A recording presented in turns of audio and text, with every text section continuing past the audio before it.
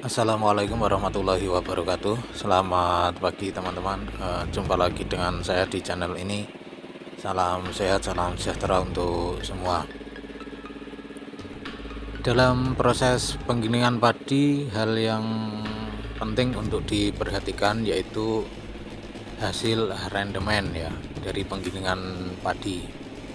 Misal kita memproses gabah ya menjadi beras untuk kita jual. Artinya kita membeli gabah kemudian kita proses menjadi beras untuk kita pasarkan. Itu ketika rendemennya itu tidak maksimal, tentunya ini akan merugikan bagi kita produsen beras ya. Dan kalau kita menggiling padi dari lingkungan sekitar atau dari para petani yang mengirim gabah ke kita untuk diproses, ini tentunya juga akan merugikan konsumen ya. Maka dari itu rendemen ini penting sekali untuk kita perhatikan agar konsumen tidak rugi, kita sebagai produsen beras juga tidak rugi, dan para pelaku usaha jasa giling padi juga masih tetap bisa untung.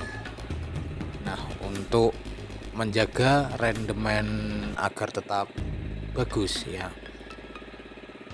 salah satu faktor yang menentukan ya terutama kali adalah untuk giling padi non PK, yaitu sarangan yang kita pakai ya. Sarangan yang kita pakai ini juga bisa mempengaruhi hasil rendemen yang dihasilkan.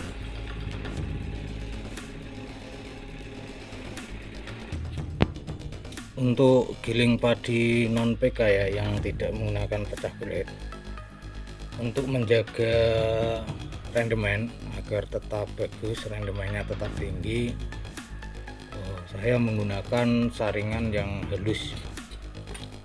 Saringan yang halus seperti ini.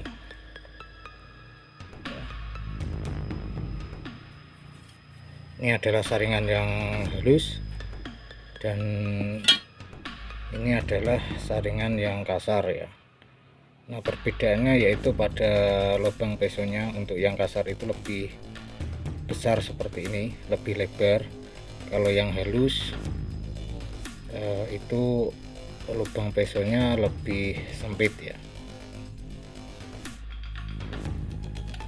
Nah, jadi untuk menjaga rendemen agar tetap bagus ya, saya menggunakan saringan yang halus seperti ini. Karena kalau kita menggunakan saringan yang kasar ya,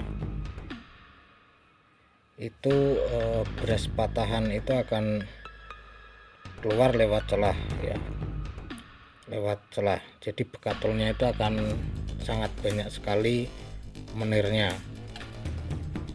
Beras patahan brokennya itu akan banyak sekali yang keluar lewat sini ya, bercampur dengan bekatul. Tentunya ketika kita menggunakan saringan yang seperti ini ya, saringan kasar seperti ini, maka rendemennya akan lebih rendah dan secara otomatis kita akan menurun pendapatannya. Karena beras misalnya seharusnya menjadi 1 kintal, karena kita pakai saringan yang kasar seperti ini bisa menurun sampai beberapa persen ya. Dan ketika kita menggiling padi para pelanggan juga itu akan sangat merugikan pelanggan karena rendemennya menjadi rendah ya. Maka untuk giling padi non PK itu sebaiknya menggunakan saringan yang halus seperti ini, atau mungkin bisa dikombinasi dengan yang kasar ya, yaitu dengan jumlah 4 yang halus dan 2 yang kasar ya. Nah, agar beras tetap bersih dan proses penggilingan padi bisa lebih cepat tanpa harus mengurangi hasil rendemen gabah yang kita giling ya. Rendemen tetap terjaga dengan baik dan proses penggilingan padi tetap bisa berjalan dengan lancar, dengan maksimal ya.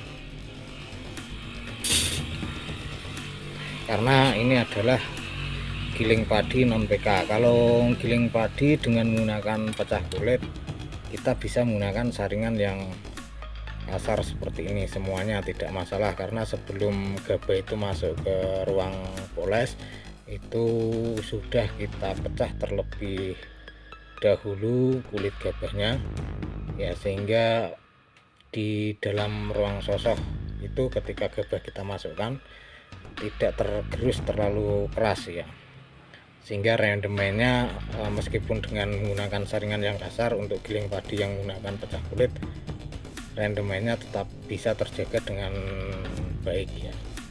Tapi kalau non PK, karena gabah biasanya diproses lebih dari satu kali ya, bisa 2 kali atau bahkan dalam kondisi tertentu gabah yang kurang kering kemudian gabah yang kotor bisa 3 kali masuk ke ruang poles, dan berasnya itu akan tergerus beberapa kali sehingga rendemennya itu akan menurun. Belum lagi beras patahan yang keluar lewat lubang saringan ini yang lebar-lebar ini tentunya akan menurunkan rendemen yang seharusnya tinggi bisa lebih rendah.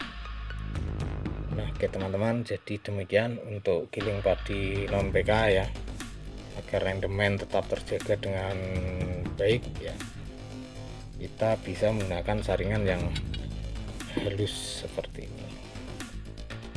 Akan tapi ketika saringan yang kita gunakan adalah saringan yang halus semuanya ya, jumlah 6 ini kita gunakan saringan yang halus semuanya, itu biasanya kalau saringan yang baru akan menghambat bekatul itu